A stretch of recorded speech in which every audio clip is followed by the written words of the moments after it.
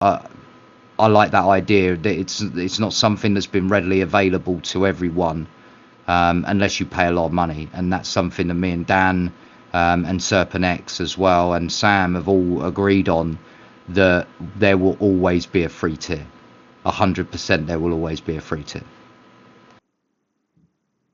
That's good. Looking out for the community. We started as something that was free to the community, and so we are always going to hold a tier that is available for the free community. I think getting a step away for just a moment. But yes, no, we were the first system integrators on Dynex, by the way, with YT audits. We've been utilizing the technology since its existence, more or less, and we've found great results with that. We've gotten to the point where our predictive model for YT audits is 99.987% accurate, I believe it is, in malware style detection. We do IPFS scanning. We've developed something incredibly beautiful utilizing transfer learning on Dynex.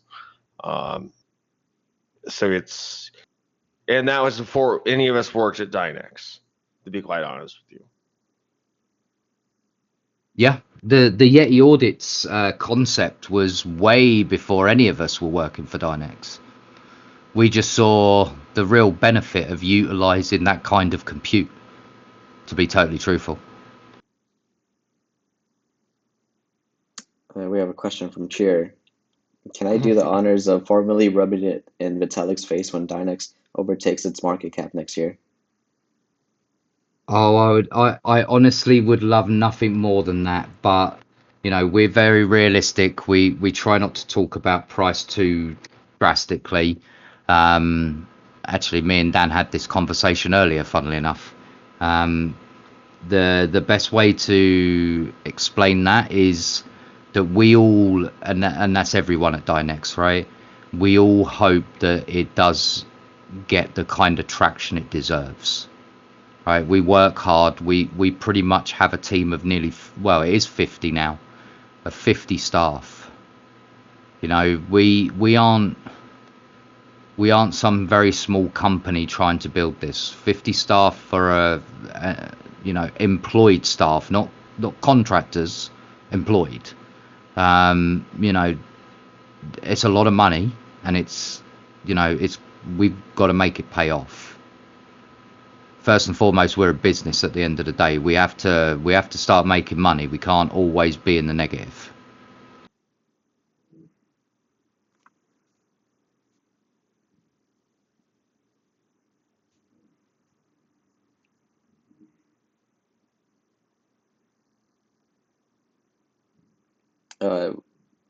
Were you able to answer Chad's question of, instead of building huge data center farms, use simulated chips for tensors?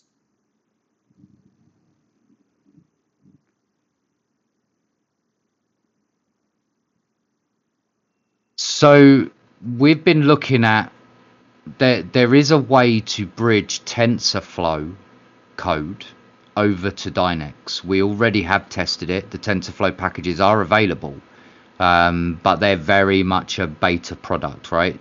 Because not everything that you can run on TensorFlow will actually fully work on Dynex yet, because we have to build massive translation layers to be able to do that.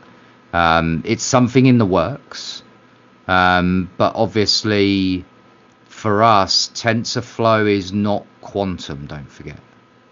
TensorFlow is more traditional compute, and that's not what we're trying to run. Does it mean that you couldn't do a hybrid and run something using TensorFlow locally and then offload it to Dynex? Absolutely. There's been plenty of examples of that already. So, I mean, I don't think personally we'll be doing full TensorFlow stuff. We're not going to be generating images, although Sam did try to show me some image generation yesterday that looked quite promising. Given it's in a quantum environment, it blew my mind again. So I mean, never say never. So NVIDIA has their Oh, go ahead. No. Go. I kind of figured as soon as you said the word NVIDIA. So NVIDIA has their own SDK, cuQuantum. How would you, in your opinion, I would ask that question. Uh, Or like, how do we stack up against, say, the competition effectively? yeah, Yeah, it's so this is something that all of the dev team have been very keen on figuring out, right? We've been trying to, go round in circles trying to figure out the perfect benchmark that will allow us to run across all of these at the same time, right? The plan is to effectively build a container that will allow us to send that job to all of them at exactly the same time, with the idea of actually running a true head-to-head benchmark. We're going to have to do probably something that's going to be quite crazy to get it to run for like 30 minutes. But we would actually like to run a true benchmarking tool. And that's something that I'm working on. And if we can do that, then we can give ourselves like true, actual measuring sticks at that point. I mean, we recently beat NVIDIA's record for quantum calculation and stuff like that. We then broke our own record a couple of weeks later. We didn't break it by much, but we nudged it a little bit more. But that's with the network at the size it is now. If we scale that up, we're going to, at any point, be able to push that even higher as a benchmark number. And then you start getting into the realms of our numbers are so wildly different compared to everyone else's. They all call it, a scam or fraud at some kind, right? Believe you me, nothing could be further from the truth, because we publish all of our code. Everyone is entitled to run all the same code that we run, and you'll get the exact same benchmark.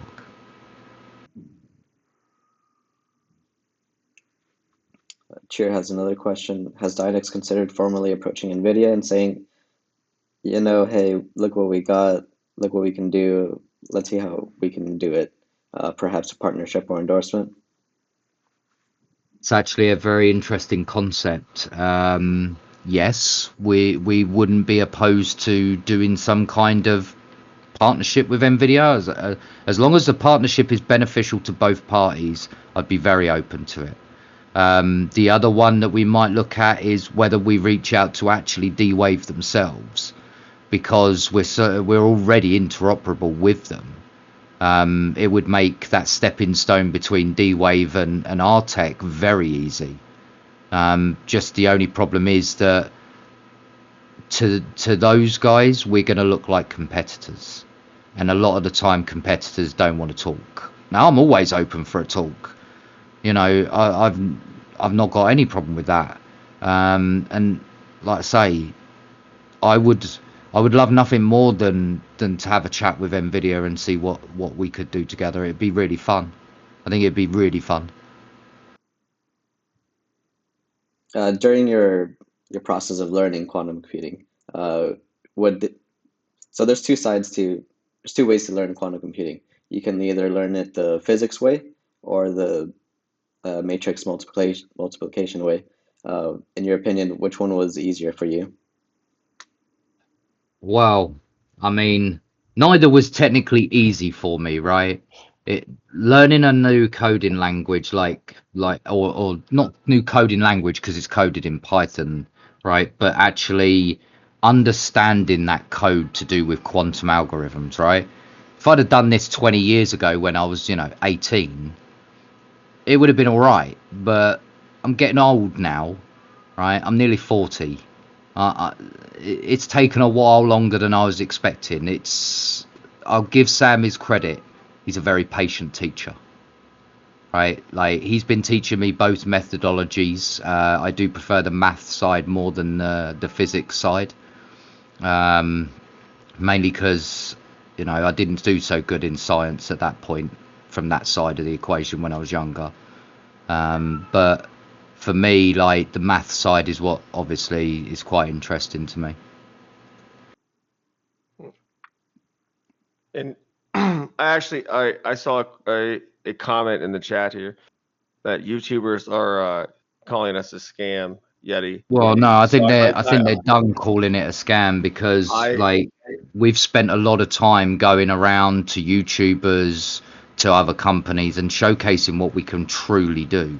That's where it, I don't mind people saying that it's a scam if they've done their research. If their research is wrong, fine, they've still tried to do the research, right?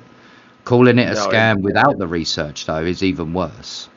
I think the public opinion in that regard, and I think this is kind of a troll comment, I'm not going to lie. I think that public opinion is completely changing. Yeah, I People are agree. seeing exactly what we can do. We are showing them the results that we have. We're not one of those projects that's telling you we're going to give you the moon and then then not do it. We do exactly what we They say give we're you a going rock. to do, and we do it very, very, very well. And we have all the results to prove that. Yeah. And that is exactly why we're able to get enterprise clients interested in Dynex, because they're testing the entire thing. So I think all these people that want to say that we're a scam or we're not doing what we say we're going to do, they're being proven completely wrong. And especially for people that actually know, they know that too. So that's what I have to say about that. Yeah, I mean, you're always going to have your doubters, no matter what the project, right? Like, I'm sure that the Iron Fish has had its fair share of doubters, right, in what it's doing. It's par for the course with crypto, right? Everyone expects instant results, and when those instant results don't happen, you hear more noises, and then it isn't a far step before you hear things that aren't even true, right? So I'm okay with that. That's part of the crypto game, right? Like, I've been in this long enough to understand that. You're getting your head round that just how far they go now, Dan, right? Now you see it from a slightly different angle. And I'm sure, like, Edwin would probably say that Iron Fish has had its fair share of that as well, right? It's just part of the growing pains as you're growing your network. There'll always be somebody that won't be happy.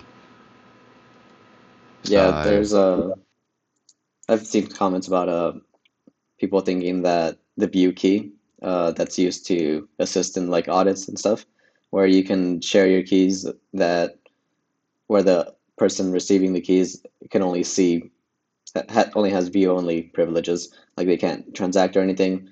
And sometimes they confuse the view key as like a what is it? A way for they think of it like the spend key rather than just a view key, basically. No, they've sometimes they think that we're able to see their key. Oh, okay. Yeah. So you get the kind of things that it's just part of the growing pains of a crypto project, right? Mm-hmm. And the more unique you are as a crypto project, the more you actually have to deal with those comments, right? Because it's a niche that maybe not has ever been seen before. So I think that's effectively where Dynex ended up, right? Is that we're such a niche product that's never been tried on a blockchain before, that suddenly we need to spend some time being out in the public, explaining what we're doing, how we're doing it, showcasing what we're doing. Then that way, realistically, you put those doubts to one side. Yeah, a lot of couch warriors. Yep. That's an epic phrase for it. I've never heard that one. Cheer has another question. He said, sorry for the long question. Tell me honestly, are D-Wave competitors? Do they do the exact same thing as Dynex? And does Dynex do it better than us? Should they feel threatened by us or us by them? Who came first? What does Dynex have that D-Wave doesn't have, and vice versa? It's a good question from Cheer. So technically, D-Wave would be the most comparable from an enterprise solution out there, right? D-Wave does quantum annealing, simulated quantum annealing at that. They also do physical quantum now. They don't have a massive physical quantum, but they are delving like their feet into a bit of actual physical quantum now. But realistically, D-Wave is probably our closest, right? A lot of our code is completely cross-transferable or interoperable, right? And that the reason for that is because a lot of our code base is very similar in the way that we do our annealing, right? So we can support the DMod package within Dynex, and it's 2 lines of code that needs to be changed because we added our sampler to the DMod package, so that now you can effectively just send the same bit of code that you would have sent to D-Wave to us, and it will work. Are they threatened by us? I doubt it. They're a very large company with a very large turnover. Would we like a piece of that pie? Absolutely. I think Dan would wholeheartedly agree that we want a piece of that pie, right? No two ways about it. Will they feel threatened by us in the future? If we start onboarding some really big clients, yes, I guarantee they'll feel threatened. That's just business, right? That's part and parcel of traditional business. And then obviously you ask who came first, us or D-Wave. Well, D-Wave's been around since I believe it's 1999, Edwin, that they've been around since, if not earlier than. They've been around a long time, right? They're not a new company. And the same with quantum annealing. Quantum annealing is not new. Neither is neuromorphic networks, right? Both have been around for at least a decade, if not longer. So we're not moving technology here, but the bit that moves the technology even further is that we're doing that over a massive decentralized network that is being effectively ran and held by its own blockchain, and that's never been done, not in a quantum sense. And Davey came in, by the way, Cliff, and he said, speaking of enterprise clients, a word on public endorsements, ? He's asking you to get leaky. Oh, I hate you so much, Davey. He's trying to get me in trouble. He's trying to get me all leaky and things, right? I know it. See, look straight away. He knows what's going on. That's the funny thing. He just wants to get me in trouble instead of himself. But obviously yesterday there was a announcement made that a new company is taking Dynex. Actually, it was posted by Sam. He wanted to really showcase that a couple of big players were entering the environment, as it were, right? They are a very large company, but I believe they're based in Saudi Arabia, in Riyadh. They had some bits to do with their Metro Underground, so that's pretty cool. And Sam worked on that all by himself. Now, of course, Davey also knows that me and Dan are, shall we say, continuously working with one very big pharmaceutical company right now. And we're in the process of onboarding those. Now, we can't say their name just yet, and that's where Davey's trying to poke, because he's trying to get me to get myself in trouble. But, realistically, like, these guys are big, right? They turn over $500 million a year. That's kind of big. So we are always pushing. I mean, how many meetings did we do last month, Dan? It was 60 something meetings, right? Plus a trip to Miami. And here, I'll be a little bit leaky for the chat here. Once we get the endorsements from some of these other enormous companies, there's a number we are working with, and I have no comment further on that. We will be targeting some industry giants that we already have interests to. I had a great conversation today. I mean, not only in the health industry, but in the banking industry. We're pretty much game-changing for blockchain industry. Technology. We're pretty much attacking every industry. We're not just tailing ourselves down one path here, right? Medical industry is great on quantum, but so's automotive, for example. We found out that with CFD, or computational fluid dynamics. You know, someone in the chat, Storm, asks, can we expect a new client announcement in the coming month? That's what we're working on. That's what we're working on right now. We actually would like to be starting to announce regularly that new clients come on. Now, not all clients are going to feel comfortable us announcing them, right? We are an enterprise company after all, and privacy has to come above all else. We're not going to breach our privacy for the sake of transparency. However, transparency is very key to us. If you run a job, if you're an enterprise customer and you run a job on Dynex, right? You don't want any of the information being anywhere else besides with you. We have the, how would you call it, Yeti? The option. You have the option. Actually, you don't have to share any of the information with us. And we do digital fingerprinting to make sure you're not doing anything shady. Don't get me wrong. We have an ethics committee, but at the end of the day, if none of those things are triggered, we don't get any of your information. You keep all of it. It's completely private, right? So yeah, what Dan's alluding to is the private connector, right? So in the API key, if you do not want that data even touching our servers, right, when it comes back, then you can actually specify a place of your own to send that data to. So if you've got your own servers, you've got your own infrastructure, and you want it directly to there, you can. You literally can.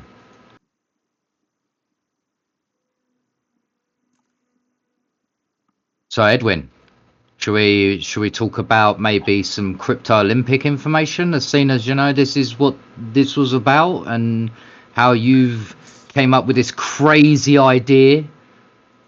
Yeah, but before that, you spoke about privacy. So since your clients are going to be paying with Dynex, how would they go about keeping that part private? So actually, our enterprise customers don't need to pay in Dynex. They pay in fiat. We've got a full fiat on-ramp for clients.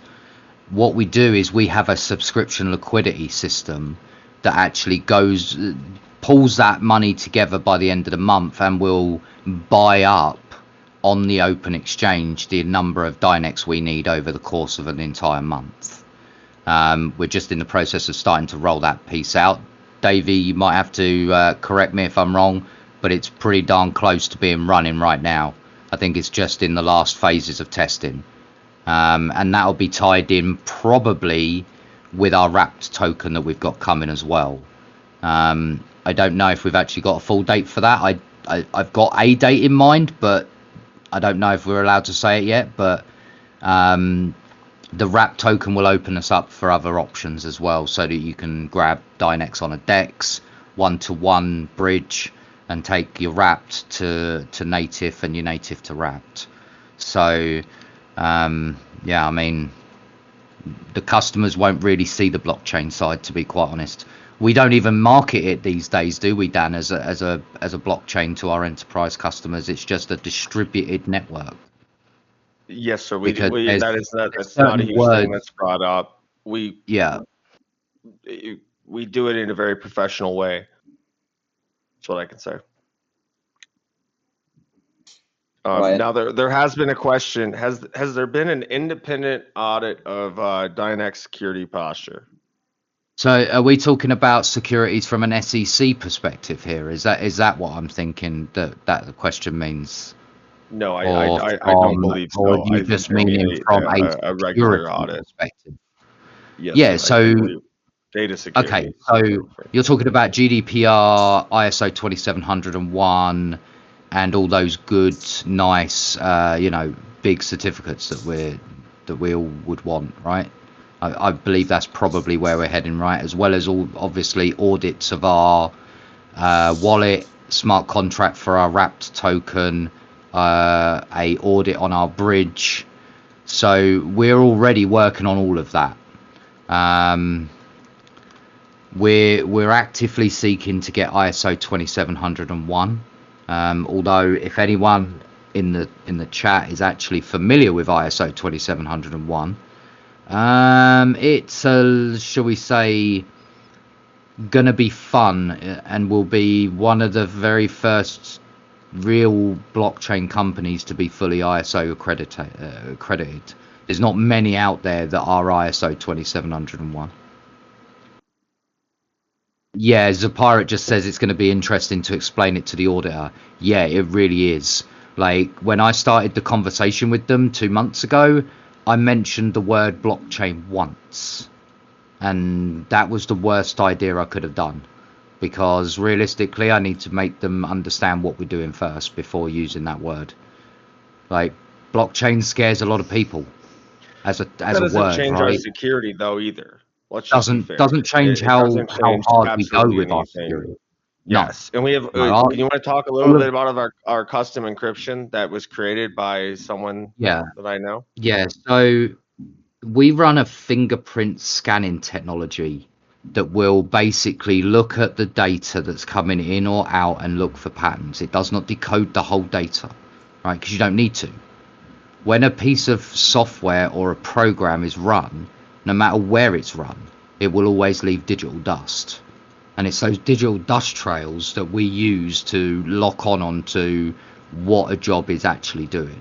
Right, it's quite sophisticated and quite complex, and I can't go into too much detail because that's obviously our security, but everything to and from our network is also RSA 2048 encrypted. So unless you want to take a quantum machine and have a go at it, in which case it's really going to be a lot of money to do that.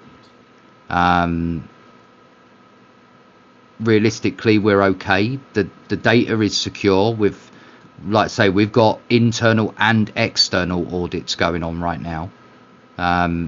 The internal audits are being run by Y3ti UK, so that's myself and Vega from the Y3ti UK group. And then obviously we're sending it out to a third party for an external audit, which will all be published, all be on our website, no matter whether it's good, bad or indifferent, because what we'll do then is we'll re-audit after we've made those changes that they've asked for, and then there will be a cleanup on the audit effectively. So we aren't taking any risks with data. Yeah, we aren't taking any risk with data.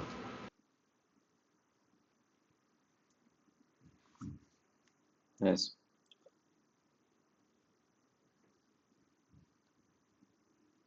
Oh, absolutely, Chadwick. Absolutely. Like, security for the customer's data is key. 100%. Like, in and out traffic, all completely encrypted. Like, we really make sure that we don't leave holes in the system. And if you do find something, and we have no issue with security audits from individuals. If you think you can bring something to the table and you want to try it, come speak to us first, so that we obviously don't put the network on lockdown. But we run a bug bounty system, so if you find something, reach out, because that bug bounty will be there for anyone who can prove what they've done. So you've got to replicate it. It can't be a one-off fluke, right? Because one-off flukes could be any number of things to test.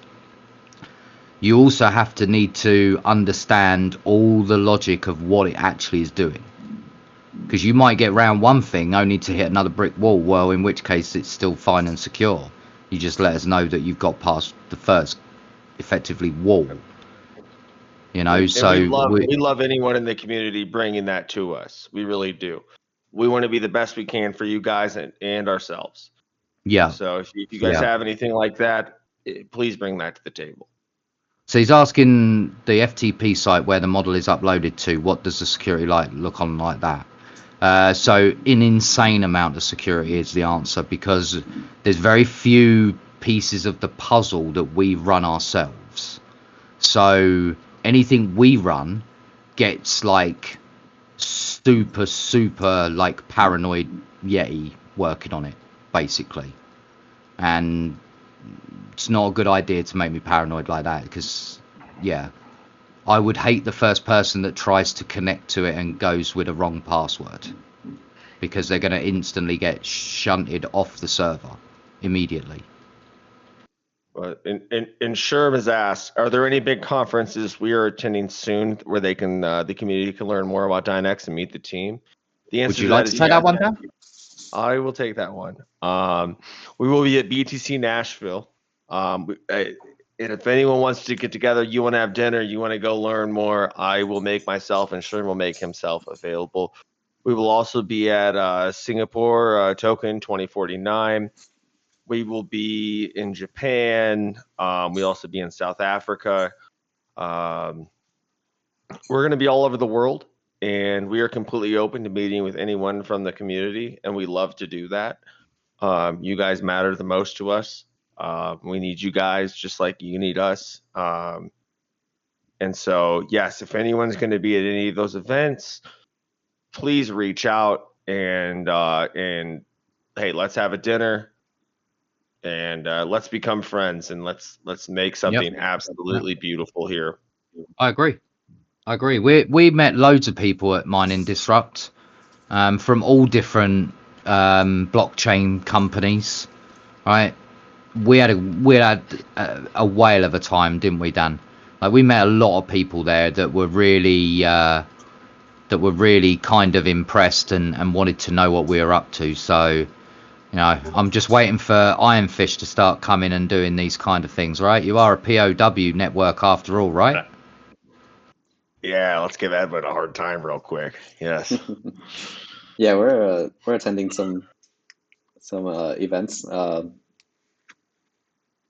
Which ones? We'll be at Permissionless later this year. I don't think the other ones You have should have been done confirmed. Disrupt, man. Which one? You should have done Disrupt. It would have been good. Disrupt. Would have been good. Yeah, but we are trying to get into more events. Recently, we also had some like crypto happy hours happening in San Francisco. I attended a couple of those. Yeah. That was the one you tried to get me to fly. Yeah. If those flights weren't $1,000, I was going to be down there. Okay, so Elena added we'll be at ETH SF, ETH Pragma in SF, and hopefully DEF CON. Well, if you That's like all, ETH that's events, pretty much all in America, right? Come on, man. You got to come to Europe. no, they got to come to ETH Denver. It's like one of the best events for, crypto in the world. I mean, we were impressed by Token 2049, to be fair. Like, apart from obviously we ended up landing in Dubai on the worst recorded weather in like 200 years. I mean, other than that, it went really well. It did. But yeah. Oh, okay. You going DevCon's in Bangkok? Okay, awesome. So we're also doing Token 2049 in Singapore.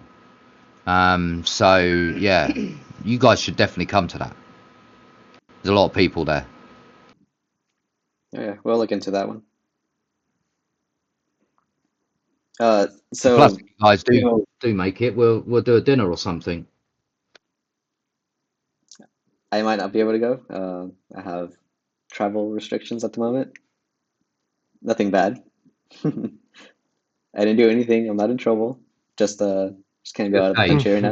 I hope it's not as bad as my travel restrictions. No. I did want to ask one question about the. Cool. So you mentioned that the team has to buy the Dynex for preemptively for the month. Yep. So since you're buying the Dynex and it's on the public ledger, and Ironfish is, well, if you didn't know, Ironfish is working on bridges right now to where we're going to be enabling the long-term vision of Ironfish of being the privacy platform for all of crypto, privacy layer for all crypto. Um, any thoughts of adding Dynex to the same bridges so that the Dynex team can benefit from the privacy of not having bad actors trying to snipe those green candles? So that's a good question, right? And it's a valid question. The only bit that obviously concerns us, we're a European registered business, and Mika is now a thing in Europe, and they basically hate privacy coins. I don't know whether you've seen recently, half a ton of exchanges have basically been delisting Monero and any privacy coin going. So it's a it's a complicated situation. Would we be okay with bridging to you guys if I can't see that being a problem, right? That's very different than using an exchange or having some kind of exchange listing that's having an issue with privacy tokens because of Mika. I could see us absolutely bridging. Like, we're already building our ETH bridge, right? It's pretty much ready. We're in the process of ordering it now. So, I mean, could we see other bridges? I think logically the first bridge, if we were doing that kind of thing, would be to one of our partners, right? Okta. I think that would be a long-term sensible play.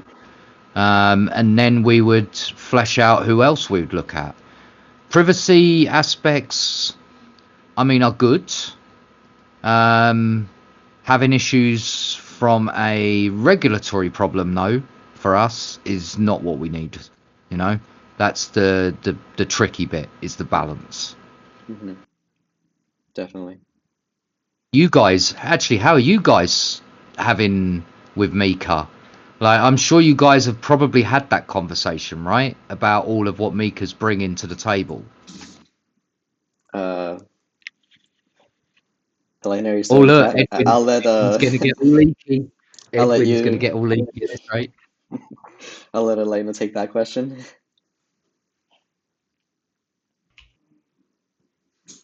Oh, wow, Elena, he just threw you under the bus.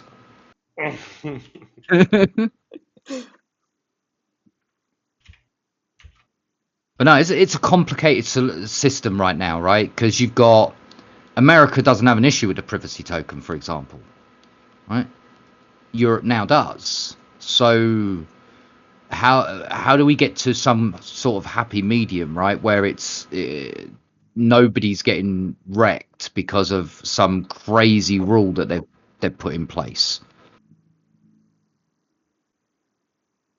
Okay, so Elena says we're an L1, which is a protocol, so our stance is that since we're not a money business service directly, we don't need to do the overhead of that regulation.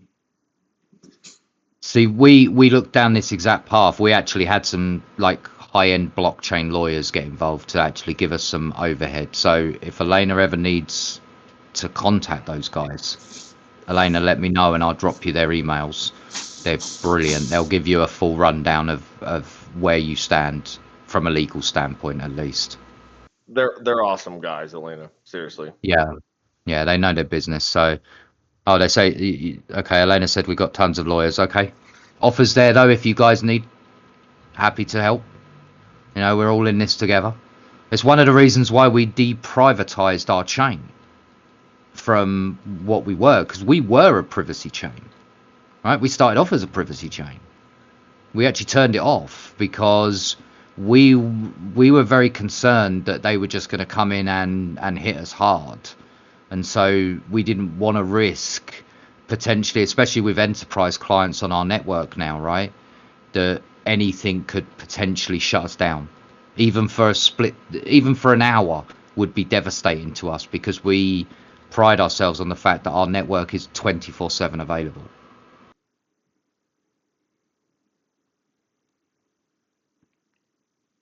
But it's definitely a complex problem right now, and exchanges must have it 10 times worse than us, legitimately, because how many privacy tokens are listed on most exchanges? I mean, that must be a nightmare.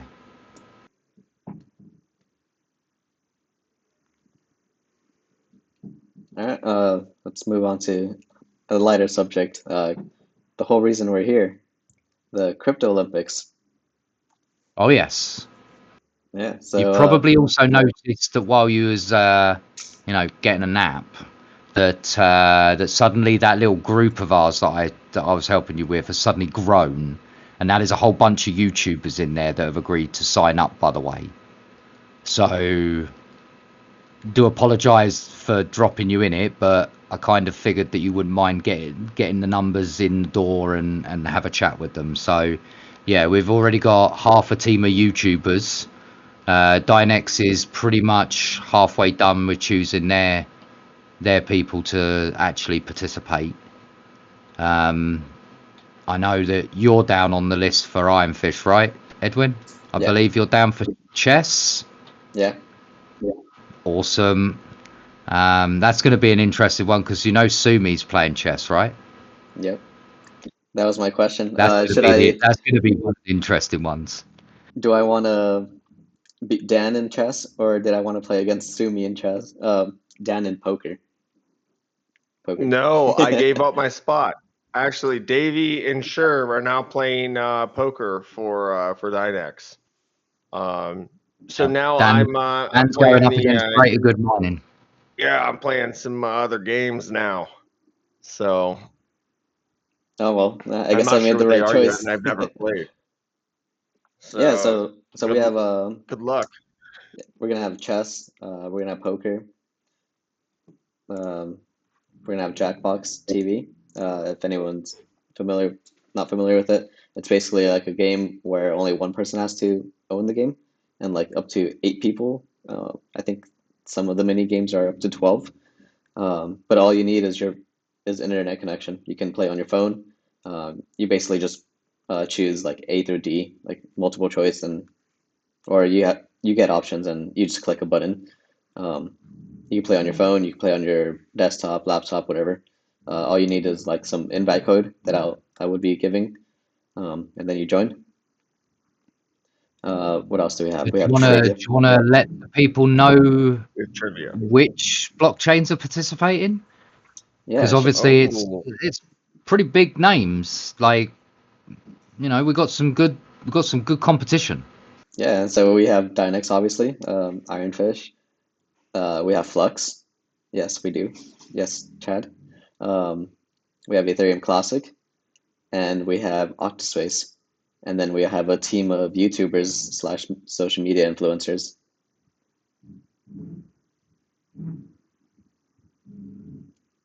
it should be very fun. Is there any um, options to add anyone else on from blockchain side of it? Because I know obviously you left one slot open for Octa.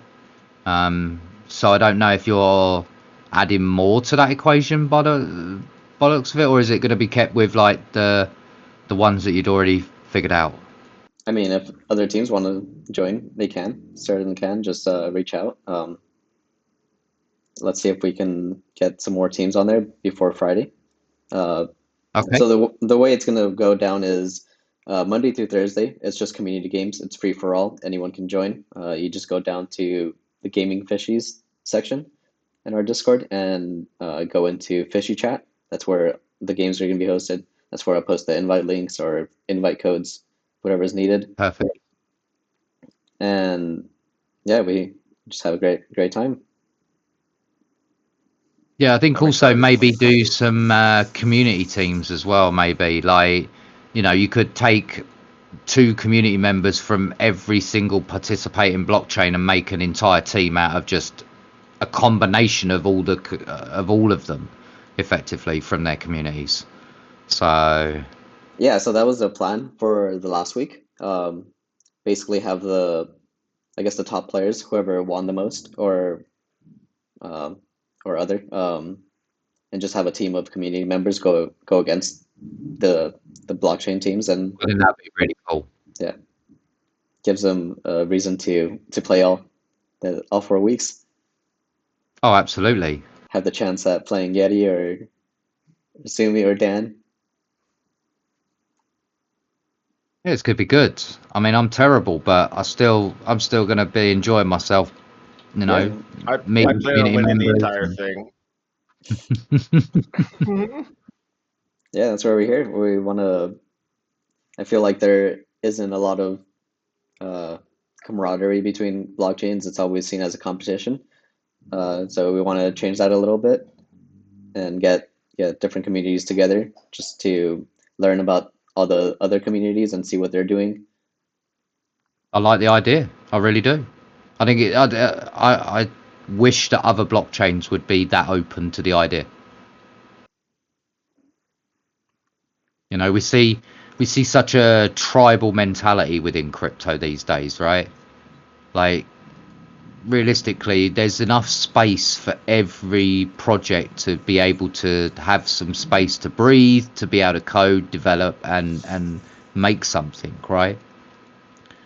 I just wish that it wasn't so massively oversaturated with rug pulls, because it really does put bad light on the actual projects doing some good. Yeah,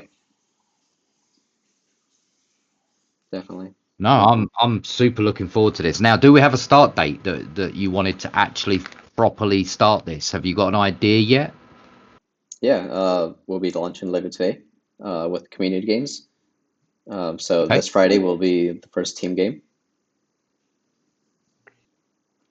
Hopefully we get Now, is there any to. time to do that? Because I do know that Davey was saying that Friday is a little awkward for him, but like, is there going to be some leeway on dates that they've got to be like the games have got to be played by, for example? Are we giving them a little bit of a block of time? Yeah, we're trying to have it Fridays for the teams. That way we don't take up every blockchain's resources all 5 days of the week. Um, Hopefully like around this time, 7 to 9 a.m. Pacific Standard Time. So what is that, like 2 p.m. UTC? Somewhere around that. 2 to 4, yeah. If we can get daylight savings worked out between us, right? Yeah. But no, I love the idea, Edwin. I was one of the first to say let's do this, right? Like I was all up for this. This is good. This is, something that's needed. A bit of fun, a bit of not so serious blockchain side of things, right? Like let's enjoy this and have some fun. Get to meet some people in the community as well, which is always good. I don't mind. If people are asking me questions while I'm playing chess, I'm not really fussed by that. Dan might not be able to multitask, but I can. I have a quantum AI bot. Yeah, that'll be something else, right? I'll say it now. Dynex will not be using its own supercompute power to actually figure this out, right? That's not fair. We're already excluding our servers and our network as a way to actually, because otherwise I was half tempted to put one of our, should we call it, training models into the mix instead of one of our staff. But I think that would be a little bit an unfair advantage if we can just, train it on like 1,000 games in 10 minutes. Yeah, no software, no hardware, unless you're using your computer to join Jackbox. Yep. Only your hands and your fingers, your hands and Yep. your Please brain. just do me a favor then. Please remind Flux that as well, yeah, because you know that they've got enough computation behind it as well. So yeah, they're under the same ban as us. Yeah, Okta also has computation power. Yep. Yep. I think that's a fair restriction. Otherwise, you know what'll happen, right? We're all a bunch of devs and coders and nerds, right? The first thing we're doing is building bots to run it for us. I mean, come on. You know that full well. If we don't put that in place now, everyone's going to be running training bots and player bots and all that kind of thing. So, yeah, I think we should leave the computer at home. Yeah. No, thank you for the invite, man. It's been really cool to have a chat with some of your community as well. Like, obviously, I'm usually about on most networks these days. Like, I even did it. I believe there's an audit in Yeti UK, by the way, for Ironfish. It was an early one. We'll have to redo it because you guys have probably gone through a couple of versions by now. But yeah, we're going to get back round once the new site's out and the new system's released. We'll be able to pick up those on a more regular basis. You'll be able to just log in and click a button and it'll re-request and pull the latest data for you and be able to audit the wallet tech for you guys. So, and we offer that for free. That's a totally free service. You know, same as anyone registering. There's always free access. You know, the paid for service is more for larger customers that might want to, you know, be scanning 10,000 files a day. So yeah, How no, I appreciate accessible will the bot be? The Yeti Audio bot. what for the audio. Yeah. So we have a Discord bot as well that you'll be able to pull. You'll be able to search straight from the index of the database, and it'll pull you out the links. The Yeti bot is built in such a way that it is literally drag and drop your file. Once you're logged into the system, you just drag and drop, and it'll. They tested it on me, Edwin. Yeah, so it will basically. Anyone here can use it, guaranteed. Yeah, it queues it up, and then obviously every 30 seconds it'll recollect all the data for a rescan of anything that's in the queue. So, and it can do 500 a minute-ish at the moment, and that's not even pushing it. We haven't really given it the full beans yet to see what it can do, but Sam assures me it'll do crazy numbers if we actually push it. So, and then it's just a case of having multiple servers at that point and running a load balancer. So at that point, we could even go down the route of requesting Okta to maybe see if they would like to run the front end side of things for us on a decentralized platform. So there's lots of different ways. It's just we need to get the fundamentals finished, make sure it's ironclad, you know, locked down, consistent data coming out, because me and you have talked about this, Edwin, right? Consistent data is key when you're messing around with this kind of tech, right? Because one digit in the wrong place could mean the difference between it picking up as a virus or not picking up as a virus. And I would never feel happy if somebody caught a virus based on the fact that our system couldn't detect the difference between a 1 byte difference. Yeah. So, yeah. All right. Well, thank you for your time. No, thank you for having us. It's been really cool. I appreciate it. Appreciate it, Evan. Yeah. Yeah. Well, And like I say, we'll see you very soon for the chess, right? yeah. See you in the Or Olympics. or I'm I'll gonna be see you lifting very weights every soon. day just to get ready. Oh yeah. Should we live stream them? Oh, we I mean, should. if you We should like. definitely live stream them. So hey, thank you so much, Edwin. We appreciate it, and your community has been incredible. It's been We really look nice forward to to, come over and. competing in the future. Oh yeah. All right. Well, thank you guys. Enjoy the rest of your day. Yeah, you might be Yep, going to and sleep you, soon. my friend. For the rest of You us. take care, buddy. Yeah. See you, Have a brother. great day. problem. Take care. Thank you. Bye.